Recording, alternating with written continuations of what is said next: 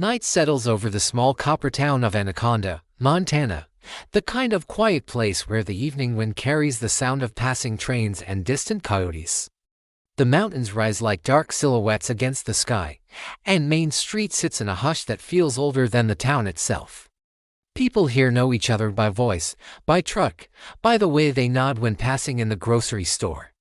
For decades, life has moved in familiar rhythms.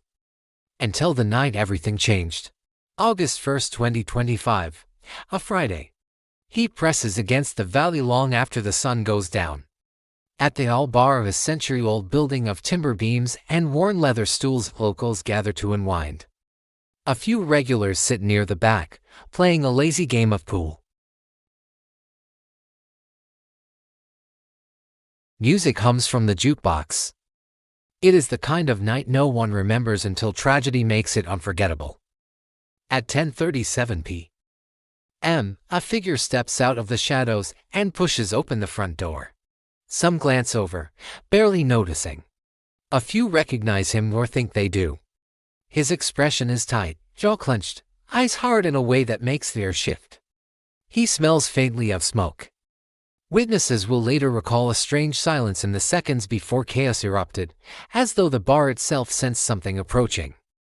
According to investigators, he had already tried setting a fire behind the building, an act that failed only because a passerby spotted the smoke. He slipped inside before anyone could react.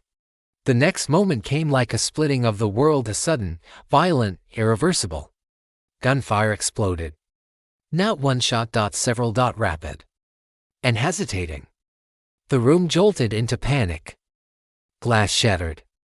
A table crashed. People dove to the floor, scrambling behind chairs, behind the bar, behind each other.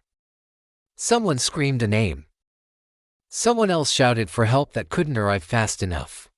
In the confusion, some saw the shooter's face, contorted not in rage, but something colder, as though he were somewhere far beyond the noise around him. Within minutes, the tragedy was real, final, and devastating. For people, mothers, fathers, friends lay lifeless on the floor of the place they had felt safest. Others crawled out through side doors, trembling, bleeding, their hands shaking so violently they could barely dial 911.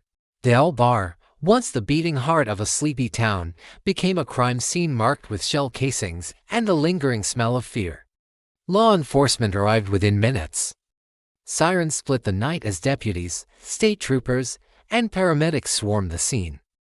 Officers moved inside with measured steps, flashlights trembling over broken glass, over still bodies, over faces frozen in a final moment. The suspect was gone. Just gone.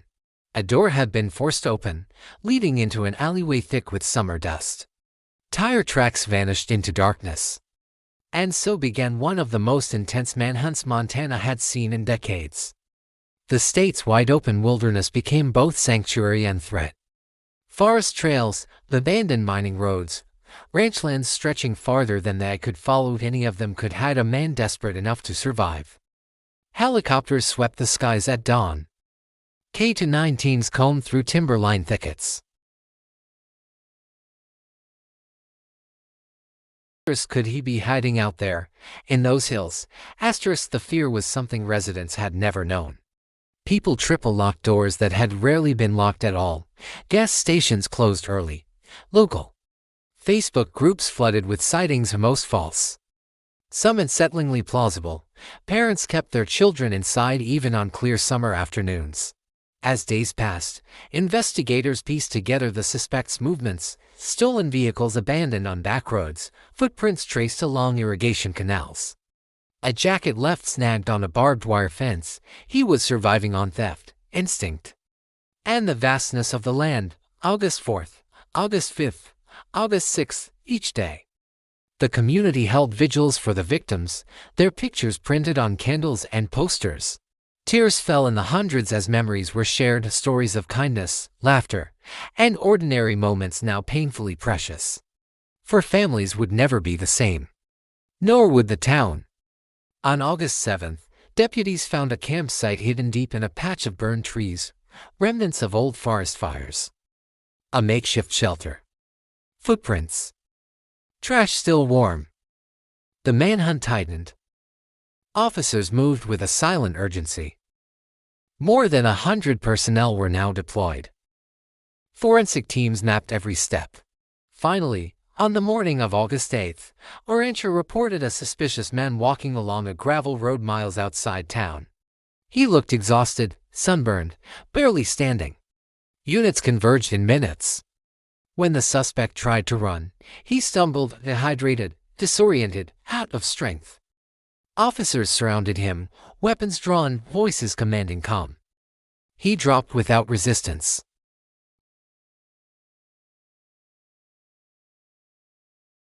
At the sheriff's office, the suspect said little. His face remained blank as he was booked on charges that would fill an entire page: murder, arson, attempted arson, theft, felony evasion, and weapons violations. Court documents described the attack as deliberate, not a moment of impulse, but a planned, chilling act of violence. For Anaconda, the relief of his capture was tempered by a grief impossible to quantify. People brought flowers to the steps of the old bar. They lit candles. They left notes written in shaky handwriting: "We miss you. This shouldn't have happened. We won't forget. Businesses closed for a day of mourning." Volunteers prepared meals for grieving families. Churches filled with people who hadn't prayed in years. Trauma counselors traveled from Bozeman and Helena. Teachers quietly checked in with their students. Firefighters stood guard at memorial services, their uniforms reflecting the soft glow of candles. The courtroom proceedings began quickly, with the first hearings streamed for locals who couldn't bear to go in person. The suspect appeared emotionless, his eyes scanning the room only once at the sound of a mother crying in the front row. As prosecutors laid out the charges, the room fell so silent that every breath, every sniff, every soft exhale became part of the moment. The judge denied bail instantly. The trial date was set for January 2026. Between now and then, Montana waits. A state built on wide skies and resilient people finds itself confronting questions it never expected to ask. What makes a man unravel so violently? How could a place so quiet, so familiar, become the site of such horror? How does a community heal when its peace has been broken? Every night, the old bar remains closed. A memorial of candles sits outside the front door, flickering in the Montana wind. The photos of the 4 victims, smiling, vibrant, alive, look out at the street as if still greeting the town they loved. Their absence echoes through every corner of Anaconda. Through every quiet morning. Through every family dinner missing one chair. And as the trial approaches, the town braces for the truth, whatever it may reveal. In the stillness of the valley, beneath the cold stretch of Montana stars, one reality remains. The night of August 1st changed everything, and nothing this community does, no verdict, no sentence, can bring back what was lost. Yet they hold on, to each other, to memory, to the belief that healing is possible, even after the darkest night a small town has ever known.